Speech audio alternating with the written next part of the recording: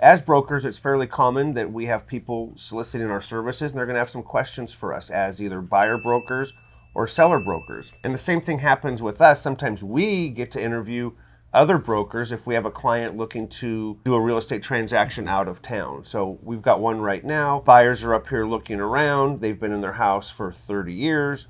They need to sell their house in California. They don't have an association with a broker in California. So they're asking us to help interview brokers in California. So this is kind of the fun part for us. What did we do? We went through, got a touch actually with the title company, did some online research, and are actually going through and negotiating or talking with some of these other brokers to see what it is that they offer for their services. And we're going through the interview process, just like you may want to go through the interview process when you're looking to hire brokers. So here's some questions that we're going to be asking these other brokers and feel that they're very fair for them to be asked back to us. Here's a few questions that we think you might want to ask someone you're going to be working with. One question is how long you've been in real estate. So how do you think that's a fair question, Dave? I think, having somebody that has some experience. Obviously, it's a very tricky process of buying a house, and somebody that's been maybe over some of the hurdles that may come up is definitely going to make your purchase easier. So somebody that has some experience, that's been through the process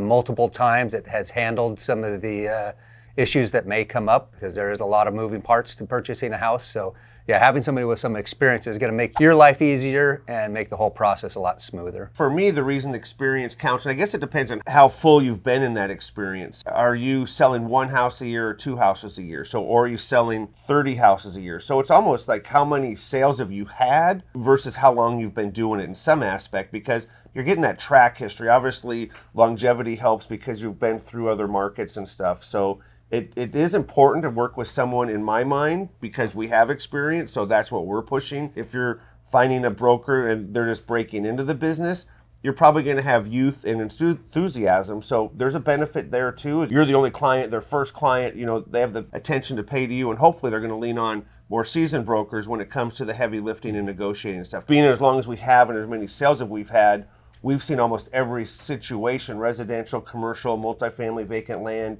on acreage. There's just all these little parts and pieces that you put together. So when we're helping you get your next property, that we've got all of this experience to gain from. So in my mind, that's where experience comes in, is basically when you're hiring someone, you get all of us, not just a little bit of us, all of us. So all of that information we have, we're going to share with you to make your transaction as smooth as possible, or your next broker. So that's where experience does help that way for sure. Do you work in real estate part or full-time?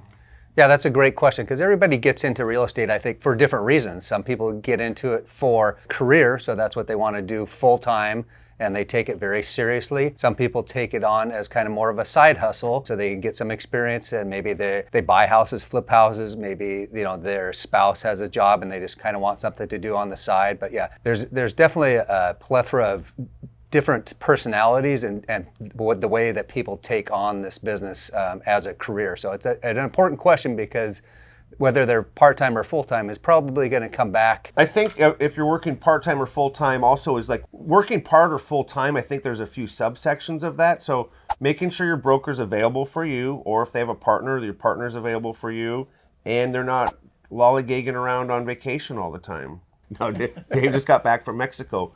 But that's a perfect scenario. So Dave's out of town, who's covering him? Will I be working with you individually, or do you work with a team? And there's pluses and minuses to all business models. What we found that works well for us is that being part of a team, because you can't be everywhere all the time, and sometimes we need to charge our batteries. So if we happen to be out of town for a week, who's there to cover? So usually we'll look at our calendars, try to shuffle and make sure that they kind of dovetail together, so we're both not out of town at the same time. We like being on a team because we've got, people filming this right now, and admin, and people making flyers. And our main part is actually out there with buyers, is working with buyers, getting out there, finding the property, spending time with you, doing the research, and working on the things in our wheelhouse versus the things that we're not so great at. But we will send you a flyer. I mean, they're not terrible, but yeah, I think there's an advantage to being working with somebody that's on a team or an individual. If you're working with the individual, they're going to be involved at every step of the process. So they're going to be filling out all the paperwork.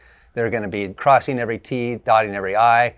So they're going to be hands-on involved. We like being on a team because it kind of frees us up not to have to do all of the paperwork process, which can be time-consuming and stuff. We'd rather be more of the creative, more problem-solving, more dealing directly with you. So for us, it works better having another person to bounce ideas off of, and then being able to be available for you with a lot more time.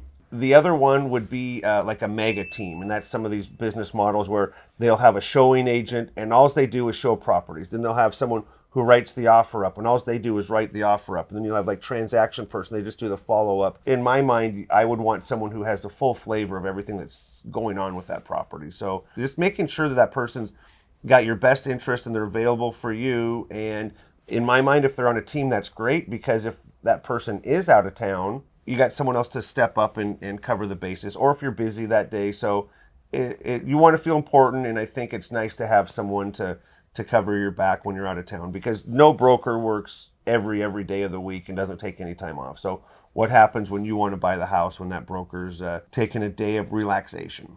Do you work with both buyers and sellers? For us, we do work with both buyers and sellers, and there's a big advantage to that, to make sure that we're keeping our skills sharp as far as negotiating from the buyers and the sellers end. So there's an advantage to make sure that your broker isn't just pigeonholed into one hole. If all they do is work with buyers, then you're really not going to truly understand the transaction from the seller standpoint. You will have some knowledge, but you're not going to be in there and really feeling much. So I think having as most well-rounded brokers is important in my mind.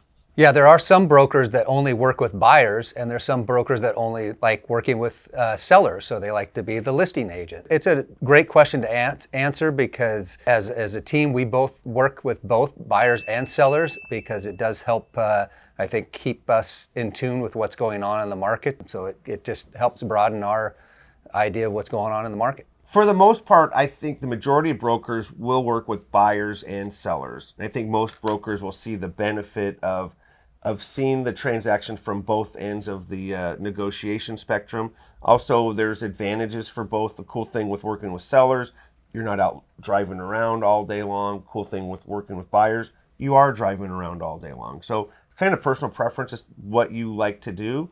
In my mind, it helps to kind of do both, just because it keeps you more well-rounded. Do you have references I can contact? The reason for references, and sometimes people will contact them and sometimes it's not, but just making sure that that person has a proven track history and just see how it went with the last few people. So one question may be, so can I get like a couple people from your last few sales just to see how the process went for them? Yeah, I think checking on references, a lot of people can supply you with maybe some reviews, whether it's a Google review or some personal review. Lots of times they will have that in a written form, but I think it's important to reach out also and talk to those people one-on-one to see what their experience was actually like. There is a benefit for reaching out to the broker you're interviewing's references, and the benefit is you'll hear firsthand how that experience went for that buyer on the phone, versus a lot of brokers I see are trying to work reviews online, like 5 stars. And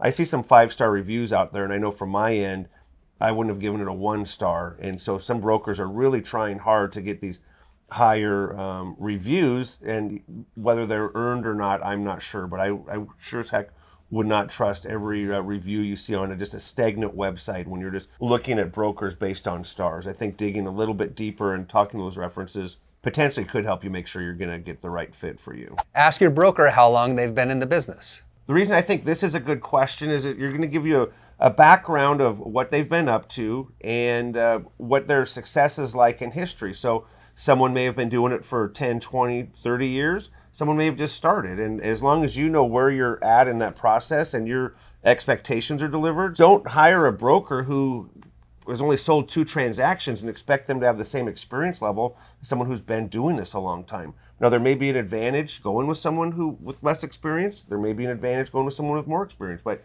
you need to, in my mind, ask that question just so you know going into it, what's that experience level. Why should you ask if your broker is working full-time or part-time?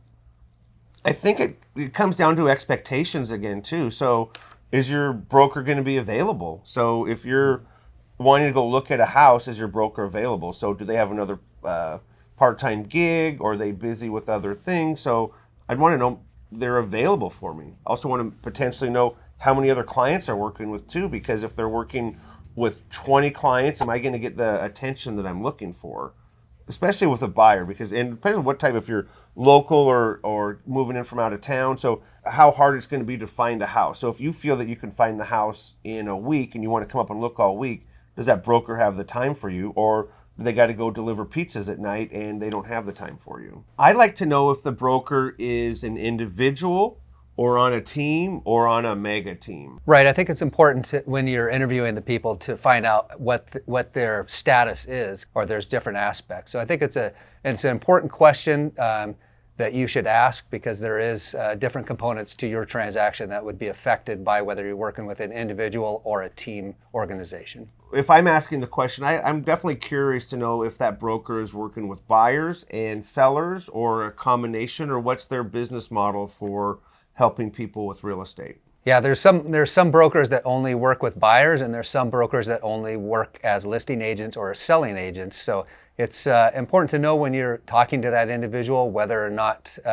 they can fulfill the needs that you want. What can your broker do to help you compete in the current real estate market, whatever that market may be? Well, I think, making sure that the broker can set you up for success is the biggest thing, because you want them to be on your team. So you want somebody that you feel comfortable with, that actually is going to help you jump through all the hoops that are involved in purchasing a house. How to help is make sure they're not rubber stampers. If you like it, they love it. Making sure, I guess, be the voice of reason to point out things that are either positive or negative on a house. There's not everything is rainbows and puppies.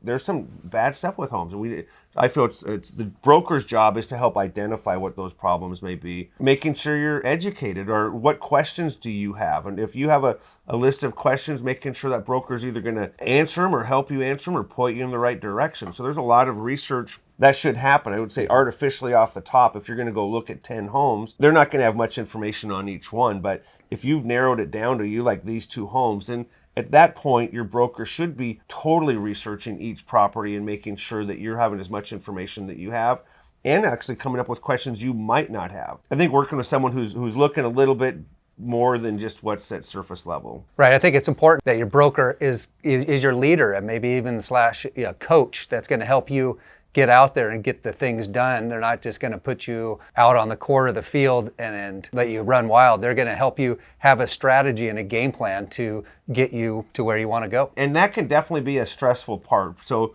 let's just say for success is, okay, we bought the house. So until you get the keys, we're working on that success. So what's the process it takes for you to get the keys, open the door, and you've got your new spot? So there's a wild path for every buyer is different, every market's different, all of the underlying circumstances. So I think our job as brokers is to help navigate you, help you get educated, answer any questions you have along the path, look at comparisons, be the voice of reason, don't rubber stamp properties, and make sure that's what I would want, someone who kind of is like us, but making sure that they're taking the best care of you. They're not looking to force a property down your throat, though we need to close something this week. As brokers, we're part of the transaction, but we're just such a small part of the transaction, making sure that someone that you're hiring realizes that you're the client, you're the customer, you should be the one who is going to get the service that you're looking for. How often will you be in contact with me throughout this transaction? But making sure someone's going to communicate with you,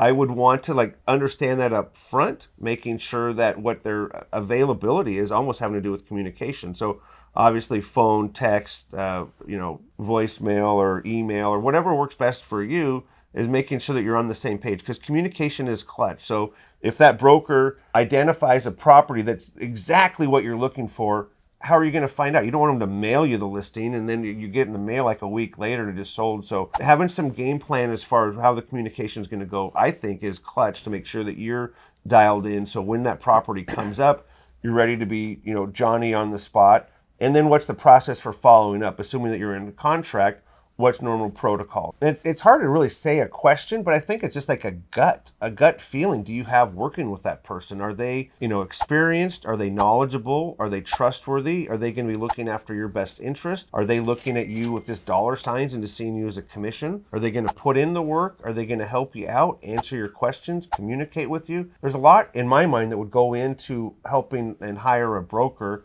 and hopefully you make the right choice. Sometimes people will stumble and they'll accept less on a few items and start with either someone who's inexperienced or a family member or something, and that just doesn't work out. So I think having someone who really has your best interest at heart and puts your best interest before the broker's best interest. And some brokers get that wrong because they're just looking at, oh, it's money versus, oh, it's your house. So the broker should be really the smallest section of the contract. It's fun for, at least for us being brokers and making sure great for your broker as well, that they are truly looking after your best interest. Yeah, remember that this is the biggest purchase in most people's lives, and having that person that you feel is your advocate is going to be the best interest for your transaction. So feeling comfortable with that individual is probably one of the most important things for a successful transaction. All right, so if you're looking to hire a broker, we can help you too. It's actually a fun part for us is actually interviewing other brokers from other areas. So if you have a property that you're looking that's not in our area, we can help do the research and help that too. That's our specialty. This is designed to help you hire those people, but sometimes industry brokers and professionals will speak differently to other industry people. So it's kind of fun that way. So please like, subscribe, and enjoy the rest of your day.